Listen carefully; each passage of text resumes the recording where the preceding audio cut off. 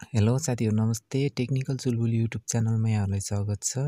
आज मैले तपाईहरुलाई साउदी अरब चाहिँ तपाईले पासपोर्ट वैदेशिक रोजगारको लागि चाहिँ एप्लाई गरिसक्नु भएको छ भनेदेखि भिसा आयो आएन तपाईको भनेर कसरी चेक गर्ने भनेर म तपाईलाई सिकाउन गइरहेको छु। यो भिडियो फुल हेर्नु होला र तपाईले पनि तपाईको आफ्नै फोनबाट चेक गर्न सक्नुहुन्छ। लागौं तपाईको मोबाइल तर्फ। मोबाइलको तपाईले क्रोम ब्राउजर ओपन गर्नु होला। क्रोम ब्राउजर ओपन गरिसकेपछि तपाईले स्क्रिनमा देख्नुहुन्छ injazit.com/sa भनेको छ।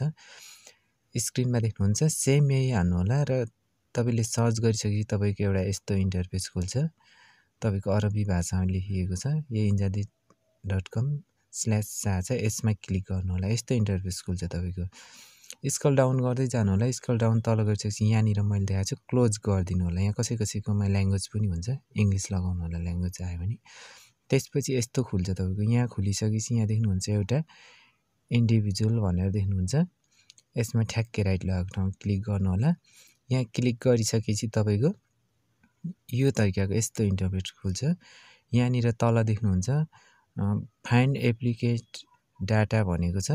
यहाँनिर ठ्याक्कै गएर क्लिक गरिसकेपछि तपाईको यस्तो इन्टरफेस खुल्छ। यहाँनिर तपाईले चाहिँ पासपोर्टहरु आफ्नो विवरण हाल्नुपर्ने हुन्छ।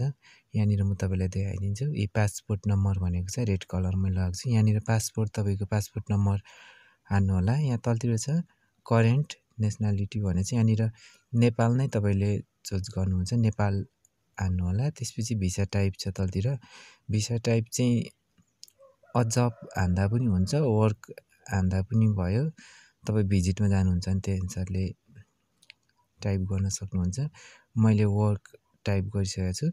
यसपछि भिसा इस्यु अथोरिटी भनेको छ। यहाँनिर चाहिँ तपाईले काठमाडौँ हान्नुपर्ने हुन्छ किनभने काठमाडौँबाटै हामीले एप्लाई गर्ने हो। काठमाडौँ हान्नु होला यहाँनिर। काठमाडौँ हानिसकेपछि अझै उँधो जानुपर्ने हुन्छ तपाईले। यहाँनिर देख्न सक्नुहुन्छ तल देख्नुहुन्छ एउटा इमेज कोड भनेको छ। एउटा क्याप्चा हान्नुपर्ने हुन्छ। यहाँनिर छ जस्तै 45 40 65 छ। यो क्याप्चा तपाईले मिस्टेक नगरी यो क्याप्चा हानिसकेपछि यहाँ तल देख्नुहुन्छ ब्याक र सर्च। सर्च बारमा क्लिक गरिदिनु होला। मैले एरोले पनि देखाएको छु। सर्च बारमा क्लिक गरिसकेपछि चाहिँ तपाईको भिसा लागेको नलागेको यहाँनिर खुल्छ। यो मेरो चाहिँ एप्लाई गरेको छैन त यहाँ खुलेको छैन। यहाँनिर तपाईको चाहिँ भिसा लागेको छ भने कम्पनीको नामहरु सम्पूर्ण विवरणहरु चाहिँ तपाईको यहीँनिर खुल्छ। तपाईले यसरी नै आफ्नो पनि भिसा चेक गर्न सक्नुहुन्छ साथीहरु।